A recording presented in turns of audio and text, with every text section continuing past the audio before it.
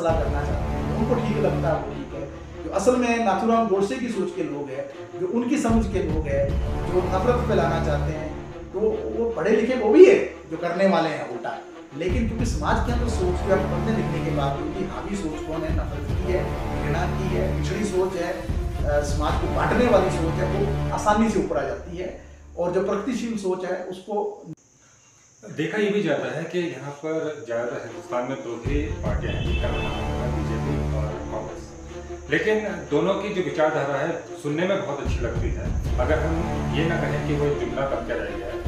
BJP कहती है कि सबका विकास और सबका साथ, जिसका कि उसमें ना तो रंग भेद होता है और ना ही कोई और चीज़ होती है। वहीं दूसरी तरफ है कांग्रेस, जहाँ पर कि मोहब्बत की दुकान खोली जा रही है पूरे देश भर में। लेकिन इस मामले में ना तो बीजेपी कुछ बोलती हुई नजर आ रही है और ना ही कांग्रेस कुछ बोलती हुई नजर आ रही है। लेकिन वहीं पर कांग्रेस का सवाल है, कांग्रेस जो है बेशक भारतीय जनता पार्टी की तरह नफरत नहीं फैलाती है या उस तरीके से अल्पसंख्यकों को टारगेट नहीं करती, लेकिन वो भी एक ना एक तरीके से इस्तेमाल ही करती है अल्पसंख्यकों का। जो आपने इस सारे एपिसोड में देखा हिमाचल के अंदर क्या हुआ, इस सारे विवाद को जन्म देने वाले कौन थे? शुरुआत में इसको जन्म देने वाले कांग्रेस के नेता थे। आज लास्ट स्टेटमेंट पिछले काल तक पढ़ लो, उसको आगे बढ़ाने वाले कौन है? कांग्रेस के नेता हैं। लेकिन बड़ी चालाकी से ये जो सब कुछ उन्होंने किया अपनी पिछली मानसिकता के कारण कांग्रेस के लोगों ने इसको बड़ी चालाकी से पकड़ लिया आरएसएस ने, और भारतीय जनता पार्टी ने लपक लिया और इस पूरे आंदोलन को अपने हाथ में ले लिया और नफरत का वातावरण, घृणा का जहर जो फैला दिया। तो निश्चित तौर से जो बेनकाब हुई कांग्रेस भी हिमाचल में सारे एपिसोड में, बीजेपी की और आरएसएस की पोजीशन सबको स्पष्ट है, वो सबको मालूम है, माइंड बना के चलता है कोई भी आदमी।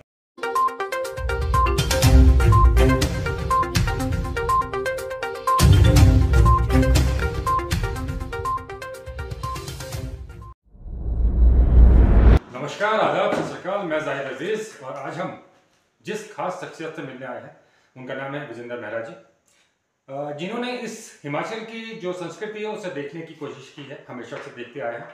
इस नफरत भरे माहौल में जहां हिमाचल में कुछ सियासी तत्व नफरत फैलाने की साजिश कर रहे हैं, वहीं पर एक ऐसे इंसान भी हैं, एक ऐसी पार्टी भी है जो कि इस जो संस्कृति है उसे बचाने की कोशिश कर रही है।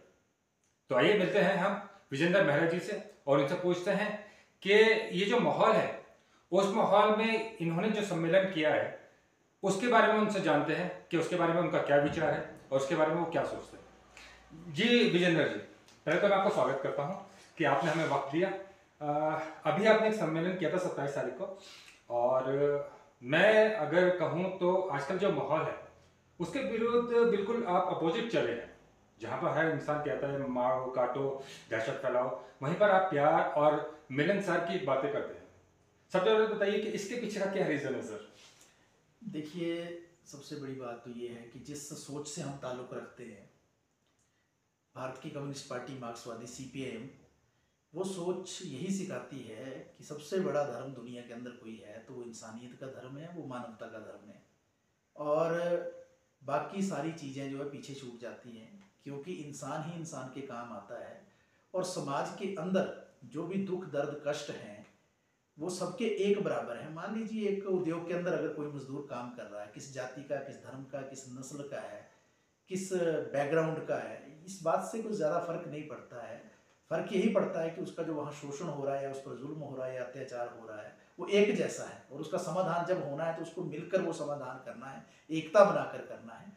तो समाज के अंदर भी जो हमारी सारी की सारी समस्याएं हैं जो जड़ में समाई हुई हैं समाज के अंदर, अगर उनसे निपटना है तो निश्चित तौर से जनता की व्यापक एकता बनानी पड़ेगी। और व्यापक एकता बगैर सभी धर्मों को शामिल किए, बगैर सभी जातियों को समाहित किए हुए, बगैर सभी तरह के रंग रूप को समाहित किए हुए संभव नहीं है। तो इसीलिए जो है हमारी बुनियादी सोच है ये कि सबकी व्यापक एकता, जनवादी एकता जो है समाज के अंदर, देश के अंदर, दुनिया के अंदर बननी चाहिए। तभी जो हमारे समाज के अंदर सारी समस्याएं हैं उसका निराकरण हो सकता है, उसका समाधान हो सकता है, उसका निपटारा हो सकता है। तो इस बुनियादी सोच से हम चलते हैं। और जो प्रश्न फिर आपने किया कि जो आज हिमाचल प्रदेश की वादियों में, क्योंकि हिमाचल प्रदेश वैसे शांत प्रदेश माना जाता है, और हिमाचल प्रदेश की खासियत ये रही है कि जब हिमाचल बना एक पूर्ण राज्य के रूप में, तो हिमाचल के अंदर जो विकास हुआ जो हिमाचल के अंदर जो आप देखेंगे जितने सामाजिक सरोकार हैं, जो सामाजिक मानक हैं, शिक्षा, स्वास्थ्य, रोजगार, विकास के जो मानक हैं, पूरे देश की तुलना में बहुत आगे रहे हैं। आपको मालूम है कि केरल और हिमाचल का कंपैरिजन होता रहा है हमारे देश के अंदर, कि शिक्षा के अंदर, स्वास्थ्य के अंदर, रोजगार के अंदर दूसरी जगह हमेशा हिमाचल का जब जब जिक्र हुआ इन मानकों के आधार पर हुआ कि हिमाचल कितना आगे गया इन चीज़ों में। और दूसरी बात ये भी है कि हिमाचल के अंदर जिस तरीके से पढ़ाई लिखाई का क्रम आगे बढ़ा, हिमाचल में जो शिक्षा का विस्तार हुआ, उसने हिमाचल की जनता में एक नई सोच का भी संचार किया, एक चेतना विकसित की। और हिमाचल के लोग जो बड़े सूझे हुए, समझे हुए लोग आगे बनकर आए, और हिमाचल प्रदेश के लोगों ने पूरे देश के अंदर अनेकों अनेकों जगह काम किया। बड़े बड़े आला अधिकारी भी रहे, जुडिशरी में भी रहे, लेजिस्लेचर और एग्जीक्यूटिव में भी जो लोग रहे, उन्होंने बहुत अच्छे उदाहरण पेश किए। लेकिन आज जिस तरीके का वातावरण हिमाचल के अंदर बन रहा है, ये अपने आप में बड़ा कॉन्ट्राडिक्टरी है, ये बिल्कुल अगेंस्ट है जो ईथोस है हिमाचल की, जो हिमाचल की भावनाएं, हिमाचल का जो काम करने का तौर तरीका रहा है, उससे बिल्कुल एकदम से उल्टा है, विपरीत है। तो इसलिए ये जो सारा काम चल रहा है हिमाचल के अंदर, जहां आपको पता है हिंदू मुस्लिम के नाम पर जो नफरत फैलाई जा रही है, जहां असल मुद्दों से ध्यान भटकाया जा रहा है। क्योंकि सच्चाई ये भी है कि ये जो सारा घटनाक्रम, जो मलयाना में एक लड़ाई हुई थी, वो लड़ाई दो व्यक्तियों के बीच में है। और जब भी कोई लड़ाई होती है तो समाज के अंदर आपको मालूम है कानून व्यवस्था का प्रश्न है, जिसको सरकार को अपनी एजेंसीज के द्वारा डील करना है।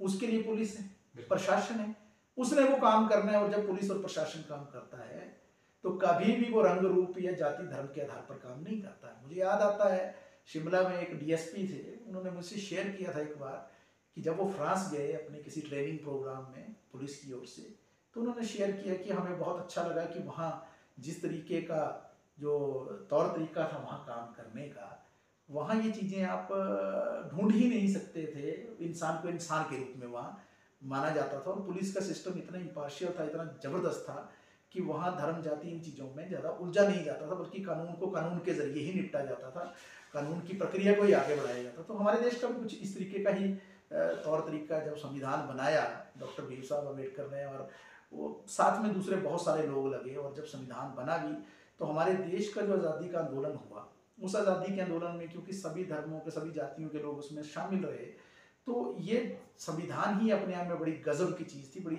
अच्छी चीज़ थी। इस संविधान ने जो सिस्टम बनाया, बड़ा एक दुनिया में अकल्पनीय चीज़ थी, बड़ा एक यूनिक था, एग्जाम्पलरी था ये। तो उस संविधान के अंतर्गत कानून व्यवस्था के जरिए ये मसला निपटना था लड़ाई का।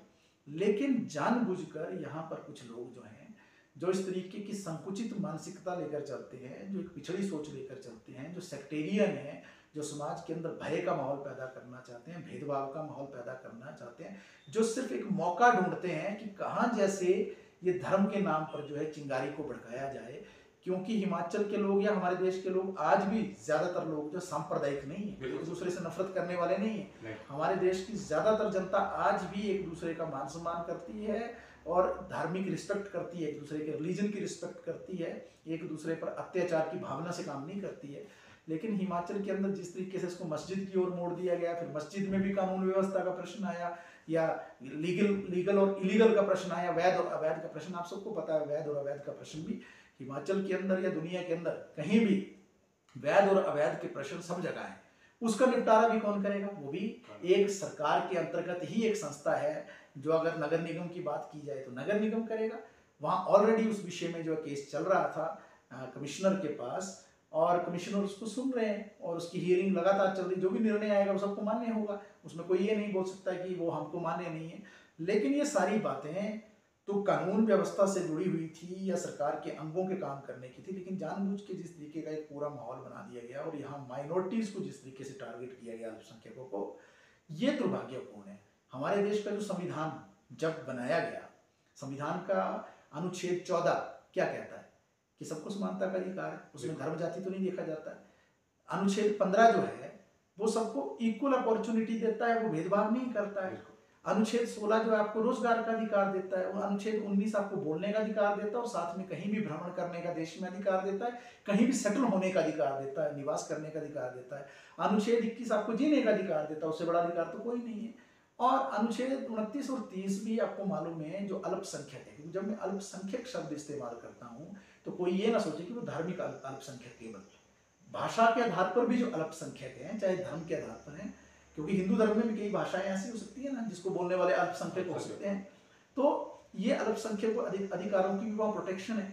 इन सारी चीज़ों को धत्ता बताकर जिस तरीके से हिमाचल के अंदर वातावरण चल रहा है, ये एक तरह से संविधान के खिलाफ साजिश है, संविधान को कमजोर करने की साजिश है, लोकतांत्रिक मूल्यों को खत्म करने की साजिश है। और जो हमने, जब ये विषय हमारे संज्ञान में आया, हमने निश्चित तौर से इसके संदर्भ में लोगों को जागरूक करने की कोशिश की, क्योंकि बड़ा मुश्किल होता है जब वातावरण ऐसा होता है, जब धर्मांध हो जाएं लोग, कुछ लोग, और वो कुछ इस तरीके का जहर समाज के अंदर घोल दें, तो जो व्यक्ति कोई या संस्थाएं, जैसे हमारी पार्टी है CPIM, या उसके सोच के जो संगठन हैं, या कुछ यहाँ के बुद्धिजीवी लोग हैं, या समाज के अंदर बड़े प्रोग्रेसिव लोग हैं, बहुत सारे धर्मनिरपेक्ष लोग हैं, बहुत सारे अच्छे अच्छे लोग हैं, जब वो इस विषय को सोचते हैं, विचारते हैं, काम करने की ओर आगे बढ़ते हैं, तो आपको मालूम है कि बहुत सारा इसमें दिक्कत रहती है और उनको टारगेट करने की कोशिश भी की जाती है। लेकिन अंततः हमने ये विचार किया पार्टी की ओर से और संगठनों की ओर से, और सारे लोग जो यहाँ के बुद्धिजीवी थे, कि इस विषय में जो कुछ किया जाए। और उसी के प्रारूप में जो 27 सितंबर को भगत सिंह के जन्मदिन से एक दिन पहले, भगत सिंह का जन्मदिन कल था, तो 27 को वो किया हमने, उससे एक दिन पहले, वो उसके पीछे की यही मंशा थी कि शांति सद्भावना मार्च निकाला जाए और लोगों से अपील की जाए कि ये जो दंगे फसाद है इसकी कोई जगह नहीं, वैसे भी सभ्य समाज के अंदर दंगे फसाद की कोई जगह नहीं हो सकती है। तो आज से तो लगभग 125 साल पहले, जब भगत सिंह का जन्म हुआ जिस वक्त में, और बाद में लगभग 100 साल पहले, मतलब उसके 15-18 साल बाद, जब उन्होंने सोचना विचारना शुरू किया और लिखना शुरू किया, उन्होंने तो अपनी बहुत सारी बातें तो यहीं से शुरू करते थे कि धर्म जाति के झगड़े छोड़ो, आपस में नाता जोड़ो, इस तरीके की बातें। यहाँ हमारे देश के जितने भी नायक रहे हैं, और वैसे भी आज़ादी का आंदोलन जो हुआ, तो वो एक बड़ा एक यूनिक चीज़ इस मायने में थी कि अगर एक तरफ जो है सुभाष चंद्र बोस थे, या जवाहरलाल नेहरू थे, या लाला लाजपत राय थे, या बाल गंगाधर तिलक जैसे लोग थे जो हिंदू धर्म से ताल्लुक रखते थे, जो नायक थे देश की आज़ादी के, तो दूसरी तरफ जो है अशफाक उल्लाह खान भी थे, तो दूसरी तरफ जो है आपके पास जो है मुजफ्फर अहमद जैसे लोग भी थे, जिनका 27 साल जेल पीरियड है अंग्रेजों से लड़ते हुए या सरकारों से टकराते हुए, और सैफुद्दीन किचलू जैसे लोग भी थे जो मुस्लिम धर्म से ताल्लुक़ रखते थे, और तीसरी तरफ जो है भगत सिंह, करतार सिंह सराभा या उधम सिंह जैसे लोग भी थे जो सिख धर्म से ताल्लुक़ रखते थे, या एनी बेसेंट थी जो क्रिश्चियन कम्युनिटी से ताल्लुक़ रखती थी। तो इस देश की आज़ादी में, इस देश को बनाने में, रचने में, जोड़ने में जो जितने धर्म थे हमारे देश के, महात्मा गांधी जैसे लोग और दूसरे जो राष्ट्र नायक रहे, जिनके मैंने जिक्र किया, इन सब ने मिलकर जो इस तरीके का देश बनाया था, जहाँ की बुनियाद है धर्मनिरपेक्षता, सेकुलरिज्म, एक दूसरे का मान सम्मान करना, एक दूसरे के धर्म की रिस्पेक्ट करना, हर व्यक्ति को अपने धर्म को प्रीच करने का और प्रैक्टिस करने का अधिकार है, और एक दूसरे के प्रति मान सम्मान, एक दूसरे की रिस्पेक्ट करना, ये उसकी मूल भावना है। तो इसलिए जो ये चल रहा था हिमाचल के अंदर, आप देख रहे हैं जगह जगह क्या हो रहा है, रैलियाँ निकल रही हैं, तोड़ फोड़ हो रही है, बुजुर्ग लोग कोई जो उसको पकड़ के पीटा जा रहा है, ठीक। और गलती क्या है? गलती सिर्फ ये है कि वो आपकी सोच से ताल्लुक़ नहीं रखते हैं, वो दूसरे धर्म के हैं, ये किसी भी तरीके से अच्छी चीज़ नहीं है। तो इसलिए इस बात को हमने इस सारे चीज़ को शुरुआत की थी, और ये अभी एक इनिशिएशन है, शुरुआत है।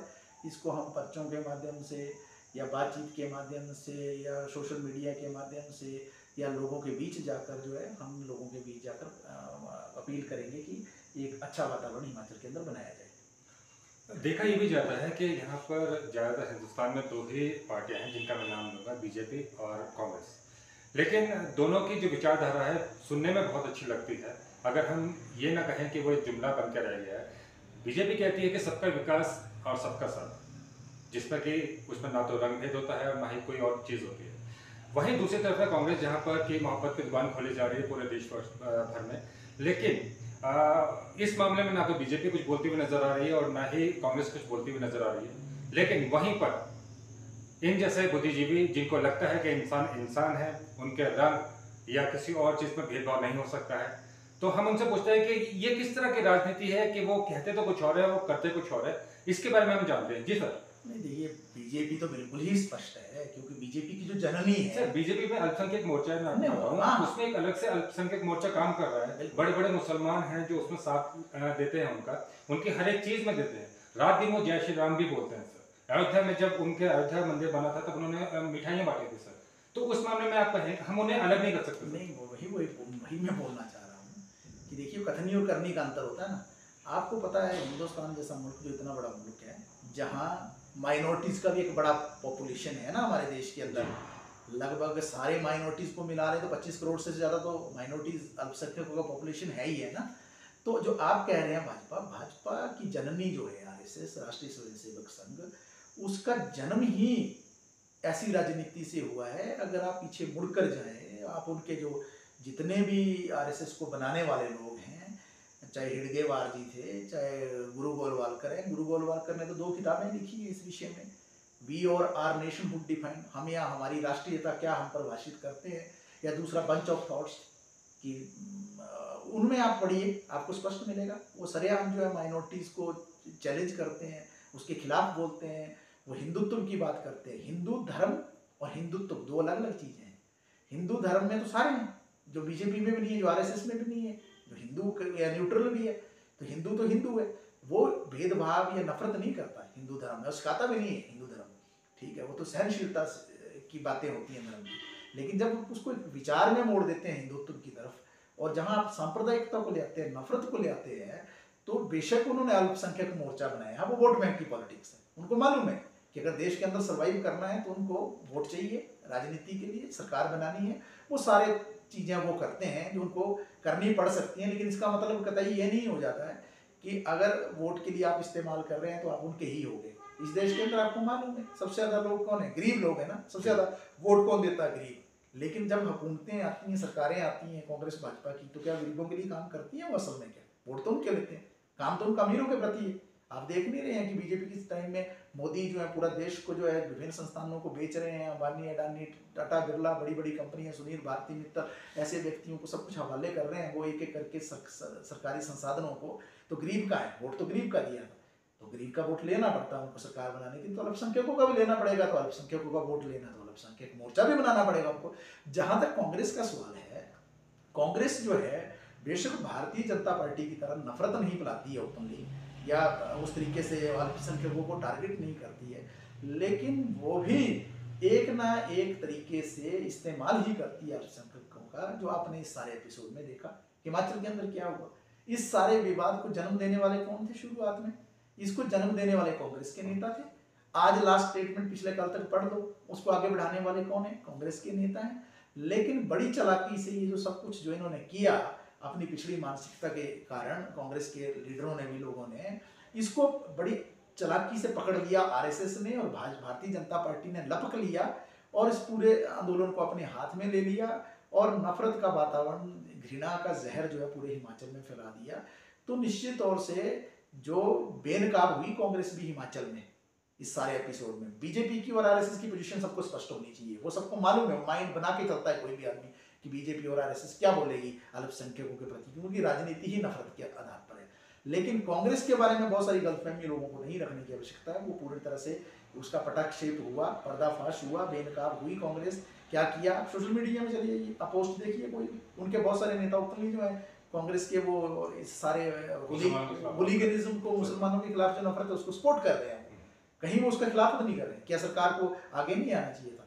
क्या सरकार के मुखिया को आगे आकर अपील नहीं करनी चाहिए थी? क्या सरकार के मुखिया को आगे आकर जो है इन चीज़ों पर सख्त कदम नहीं उठाने चाहिए थे, इन चीज़ों को रोकने? लेकिन नहीं हुआ ना। वो सब कुछ एक अपने आप में सारी चीज़ों को बता रहा है।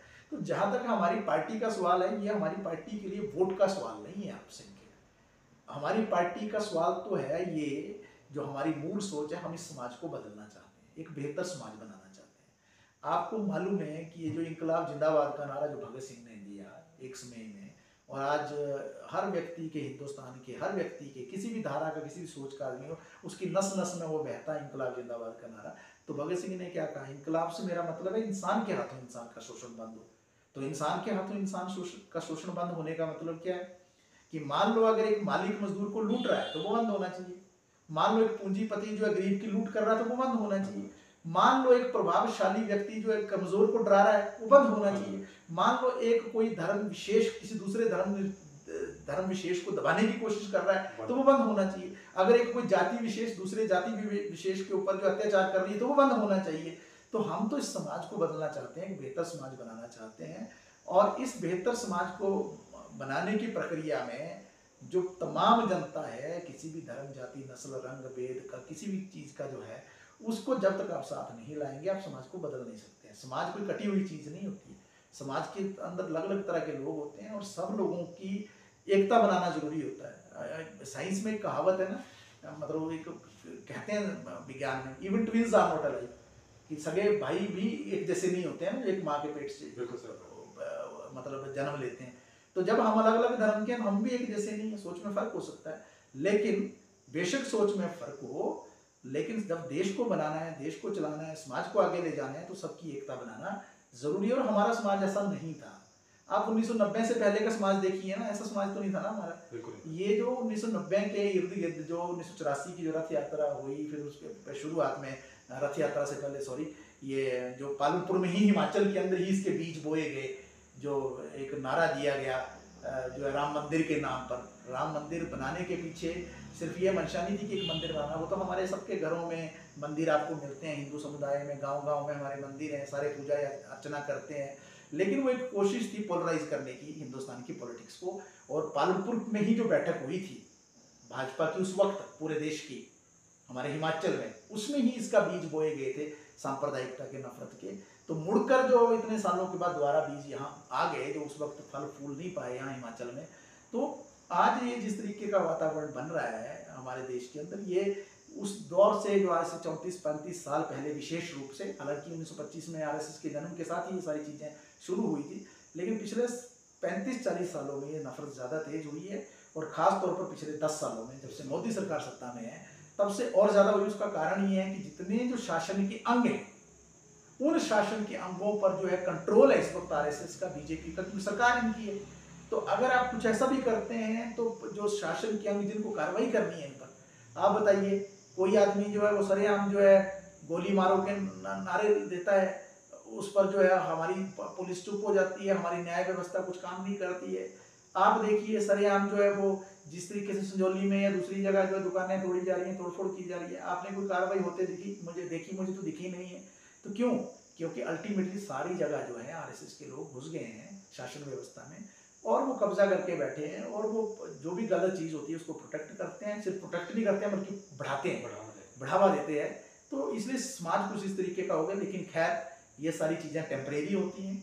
जैसे जैसे लोगों का दुख दर्द बढ़ेगा, जैसे जैसे ये बेरोजगारी बढ़ रही है, जैसे जैसे भुखमरी बढ़ रही है, पूरी दुनिया में आपको पता है सबसे ज़्यादा भुखमरी के शिकार हमारे देश में हैं लोग। 22 करोड़ लोग जो भूखे पेट सोते हैं हर रात को। बेरोजगारी आप देख लीजिए, पूरे दुनिया में सबसे अग्रणी मुल्कों में हम चले गए हैं। आप देखिए कि जिस तरीके की महंगाई है, जिस तरीके से किसानी का संकट है, किसान कितने लड़ रहे हैं पिछले कितने सालों से दिल्ली के बॉर्डर पे और दूसरी जगह पे। तो जैसे ये संकट बढ़ेगा, जैसे जैसे लोगों की दिक्कतें बढ़ेंगी, जैसे ही अमीरों के साथ खड़े हो जाएंगी हुकूमतें, जो गरीब लोग हैं, आम लोग हैं, वो धर्म जाति की चुंगल से बाहर आएंगे, वो अपने बुनियादी मुद्दों पर लड़ेंगे, और तब जो है इनकी राजनीति जो है हाशिए पे चली जाएगी। तो हिमाचल के अंदर भी जो मैं एक आपसे बात कहना चाहता हूँ, इसको क्यों बल मिला ये सारी चीज़ को? क्योंकि अभी पूरे देश में सबसे ज़्यादा पढ़े लिखे बेरोजगार कहाँ हो गए हैं? त्रिपुरा, हरियाणा और तीसरा हिमाचल। तो जब बेरोजगारी आती है ना, तो बेरोजगारी एक मौका देती है ऐसे तोड़फोड़ करने वाली सोच के जो लोग होते हैं, उनको उनके एक रिजर्व फोर्स मिलती है। क्योंकि बेरोजगार अगर रोजगार में होता तो ड्यूटी पे जाता, नौकरी में जाता, फैक्ट्री में काम करने जाता, लेकिन क्योंकि बेरोजगार है तो कहीं नहीं है, तो घर में बैठा हुआ है।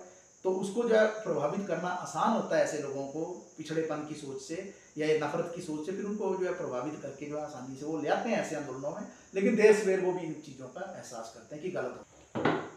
कहीं ना कहीं बेरोजगारी बढ़ रही है, और जो बेरोजगारी है वो इस तरह की वारदातें करने के लिए उत्साहित करती है, मजबूर करती है।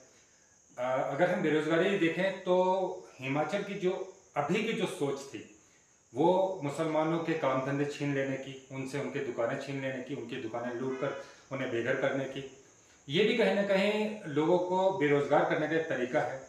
बिना ये सोचे कि जो इंसान जिसके दुकान लूटी गई है, जिसका रोजगार हमने छीन लिया है, उसके बच्चे कैसे बड़े होंगे, कैसे पलेंगे, या उन्हें 2 वक्त का खाना मिलेगा भी या नहीं मिलेगा। खैर, ये बातें तो सियासी हैं, लेकिन मैं आपसे एक बात कहना चाहता हूँ सर, कि ये जो सोच है ये हिंदू मुसलमान या रोजगार या बेरोजगारी की, क्योंकि अभी आपने जो लास्ट टाइम ये कहा कि भारत में बेरोजगारी बहुत बढ़ गई है, आपको नहीं लगता कि ये जो सारी बात है वो अंग्रेजों के वक्त की है? हम ये सब कुछ अंग्रेजों के वक्त में देखने को मिले थे, जो हमने इतिहास में पढ़ा है कि उनके पास एक बहुत बड़ा हथियार था, वो था फूट डालो और शासन करो सर। क्या वो चीज़ वापस लौट के आ रही है?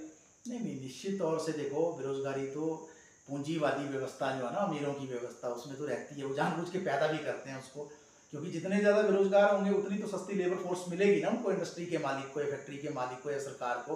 तो शोषण करना आसान होता है उसका, तो जुल्म अत्याचार करना आसान होता है उस पर।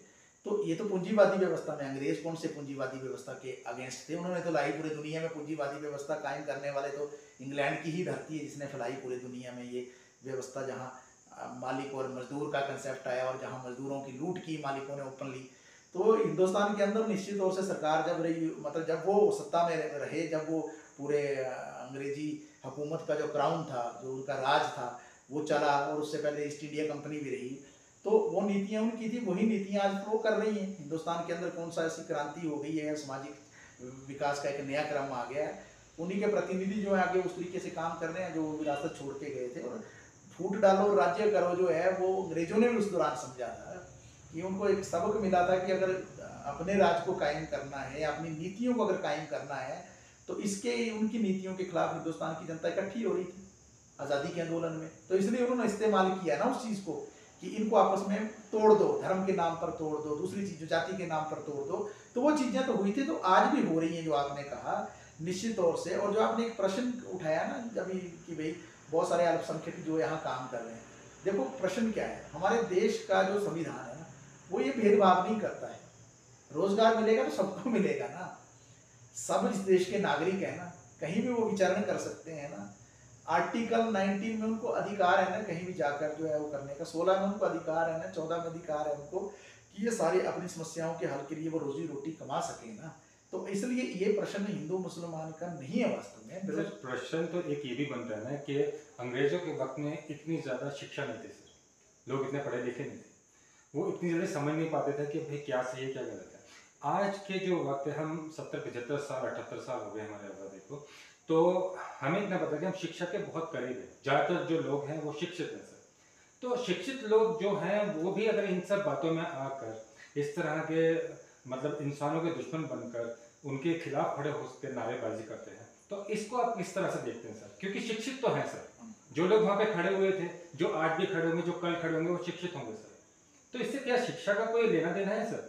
देखिए, शिक्षा की तो दो धारी तलवार है ना, या दो नाली बंदूक है ना, दो नली हरे और परे होती है ना उसकी नली, या दो धारी तलवार है, हरे भी धार है, परे भी धार है, तो वो कहीं भी लग सकती है ना, किसी को भी, चलाने वाले को भी लग सकती है और जो चला रहा है उसको खुद को भी लगती है, परे वाले को भी लग सकती है। शिक्षा भी वैसी चीज है कि शिक्षा अगर आज दी जा रही है तो अगर वो नैतिक मूल्यों पे, मतलब अच्छे मूल्यों पे, वो प्रगतिशील मूल्यों पे, जनवादी मूल्यों पे, वैज्ञानिक मूल्यों पे अगर होगी, समाज को बदलने की भावना से होगी, समाज में चेतना या सोच डालने की भावना से होगी, या अच्छा समाज का निर्माण करने की होगी, तो निश्चित तौर से शिक्षा मदद करेगी समाज को बदलने में। लेकिन अगर शिक्षा को ही हथियार बना लिया जाए, पाठ्यक्रम को, कि नफरत आपने फैलानी है, आप शायद याद कर पा रहे होंगे जब पहली बार एनडीए की गवर्नमेंट आई थी हिंदुस्तान में अटल बिहारी वाजपेयी जी के शासन में 1998 में, तो उस वक्त जिस तरीके के पाठ्यक्रम को प्रपोज किया गया पूरे हिंदुस्तान में, आप देख रहे हैं आज जो इतने आरएसएस के स्कूल चलते हैं, शिशु शिक्षा निकेतन है, विद्या भारती हैं, दूसरे और बहुत सारे इनके संस्थान चलते हैं जिनकी संख्या हजारों में, मतलब उसमें बच्चे कितने पढ़ रहे होंगे आप कल्पना करो, जिनकी संख्या हजारों में, तो बच्चे करोड़ों में पढ़ रहे होंगे। तो वहाँ क्या शिक्षा देने की कोशिश की उन्होंने कि मान लो हम छोटी क्लास में मैथमेटिक्स में हमारे को टीचर समझाता था, केवल एक बच्चा, एक आदमी जो है अगर पत्थर मार के आम पर एक आम गिराता है, तो दो आदमी अगर पत्थर मारेंगे तो कितने आम गिरेंगे? तो साधारण रूप में ऐसा बोला जाता था कि एक आदमी ने एक गिराया आम तो दो गिरा देंगे। लेकिन अगर इसी चीज को सांप्रदायिक वातावरण में अगर इसका उदाहरण दे दिया जाए मैथ पढ़ाते हुए, कि अगर एक आदमी बाबरी मस्जिद को एक दिन में गिराता है तो दो आदमी कितने दिन में गिराएंगे? तो आप समझ रहे इस बात का मतलब कि शिक्षा को किस तरीके से इस्तेमाल कर लिया शासक वर्ग ने। ऐसा हुआ इस देश के अंदर। जो आज जो पाठ्यक्रम पढ़ाए जा रहे हैं बहुत सारी जगह या प्रपोज किए जा रहे हैं, तो ये भी शिक्षा दी जाती है। पहली बात ये, इस तरीके का वातावरण बनाया जाता है। दूसरा जो इससे भी महत्वपूर्ण है शिक्षा से, शिक्षा सिर्फ स्कूल के अंदर जाकर नहीं होती, कॉलेज के अंदर जाकर नहीं होती। शिक्षा तो हम अपने परिवार से लेकर चलते हैं ना, प्राथमिक स्कूलिंग तो हमारी वहाँ होती है अपने परिवार के अंदर।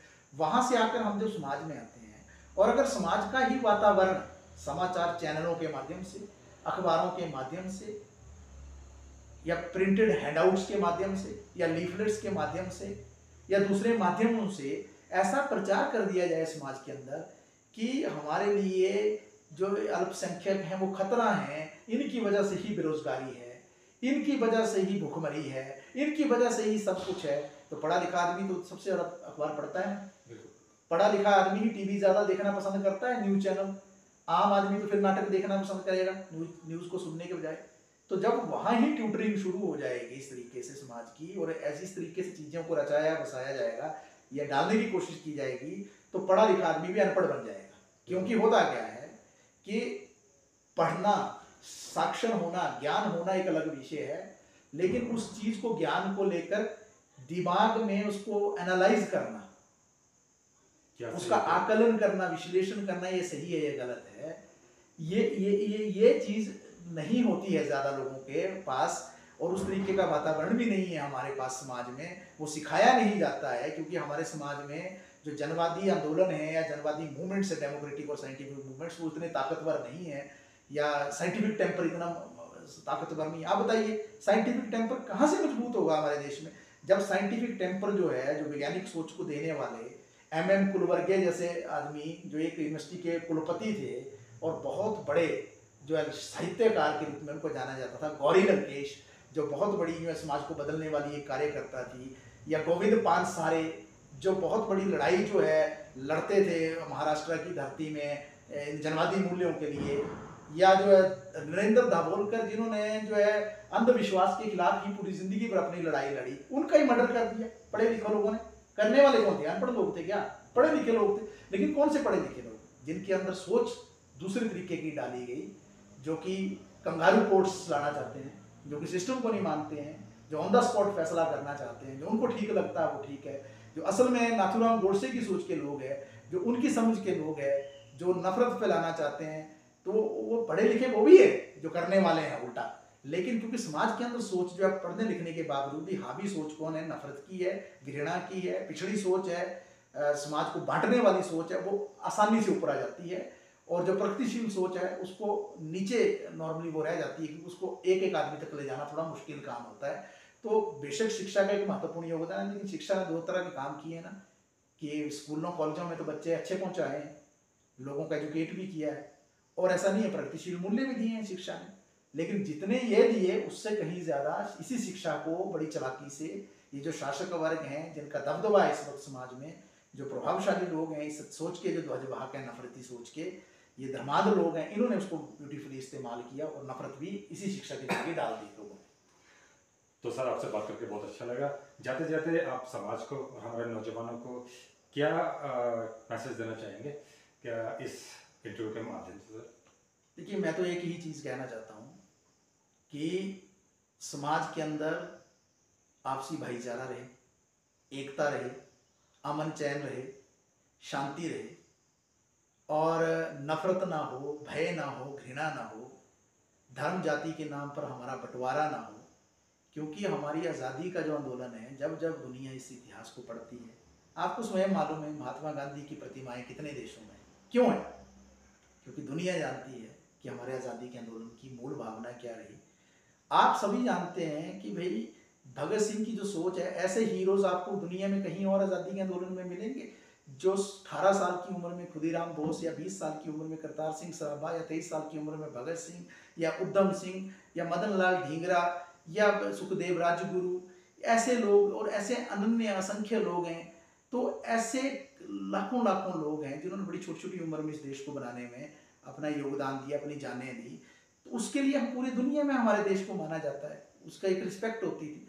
वैसी रिस्पेक्ट जो है बनी रहे, और उसके लिए हम सब जो आज की जो वर्तमान पीढ़ी है उसको ये संकल्प लेना है कि हम जो है ऐसा जो सोच आज समाज के अंदर चल रही है नफरत की, इससे हम परे हटें। हम देश को एक नागरिक के रूप में ही हर व्यक्ति को नागरिक माने। इन चीज़ों से हम ऊपर उठें, जाति भेदभाव, धर्म भेदभाव और दूसरी चीज़ों सांप्रदायिकता से और आपसी भाईचारे से हम रहें। क्योंकि विकास कब होता है? विकास, हम एक अंग्रेजी में हमेशा एक शब्द बोलते हैं ना, इंक्लूसिव होता है डेवलपमेंट, इंक्लूसिव। तो इंक्लूसिव क्या है? इंक्लूसिव जिसमें सब कुछ इंक्लूड हो, सारे समाहित हो जाए। तो सारे समाहित कौन होंगे? जनता के सभी तबके उसमें समाहित होने चाहिए ना। तो धर्म जाति भेदभाव के आधार पे इस पे तो नहीं होगा ना। तो इंसान के रूप में जब हम सारी चीज़ों को देखेंगे, और आप देख रहे हैं जितनी यूरोपियन कंट्रीज़ हैं और दूसरे मुल्क हैं जो डेवलप्ड मुल्क हैं, जितने भी दुनिया के अंदर, चीन है, अमेरिका है, दूसरे हैं, ये सारे लोग जो हैं ये इस तरीके से, जिस तरीके से काम कर रहे हैं, ये इन चीज़ों में, नफरत की राजनीति में या भेदभाव की राजनीति में नहीं फंसते हैं। ये इंसान को इंसान के रूप में देखते हैं, क्योंकि जब हम सभी इकट्ठे हैं, जब इकट्ठापन आएगा तभी जो है हम देश को आगे ले जा सकते हैं। तो मेरी अपील रहेगी सब लोगों से कि आपसी एकता और भाईचारा बनाओ, और विशेष तौर पे युवाओं से अपील रहेगी कि आपका संघर्ष किसी और दिशा में जाना चाहिए। आपका संघर्ष एक दूसरे को मारने काटने में नहीं है, उनसे लड़ने में नहीं है। आपका संघर्ष है रोजगार का संघर्ष, आपका संघर्ष है शिक्षा का संघर्ष, आपका संघर्ष है देश के विकास का संघर्ष, आपका संघर्ष है अपने आप की संपूर्ण विकास का संघर्ष। तो हमारी सोच उस तरीके से जानी चाहिए। हमारे देश के अंदर जो मजदूर हैं, किसान हैं, नौजवान हैं, छात्र हैं, युवा हैं, महिलाएं हैं, दलित हैं, पिछड़े हैं, वंचित हैं, ये सारे जो है, इन सबको, अल्पसंख्यक हैं, इन सबको मिलाकर जो है जब हम एक दिशा में आगे को चलेंगे, तभी ही हमारा देश जो आगे जा सकता है और दुनिया में हमारा एक बार पुनः उस तरीके से नाम हो सकता है। अन्यथा जिस तरीके के कारणों के लिए आज हम दुनिया में चर्चित हो रहे हैं और हमारी किरकिरी हो रही है, उससे हमारा भविष्य भी अच्छा नहीं होगा और देश का भविष्य तो कभी अच्छा हो ही नहीं सकता। तो हमें देश की एकता, अखंडता और महानता के लिए काम करना चाहिए। उसमें हमें ऐसा कुछ नहीं करना चाहिए जहाँ पर देश की इज्जत पर सवाल उठे। आज वीरेंद्र जी से बात करके हमें बहुत अच्छा लगा। उन्होंने बहुत सारी ऐसी बातें बताई हैं जिसके बारे में हमें खुद गर्व महसूस होता है कि हम हिंदुस्तानी हैं। इसी के साथ हम आपसे विदा करते हैं। नमस्कार, शब्बा।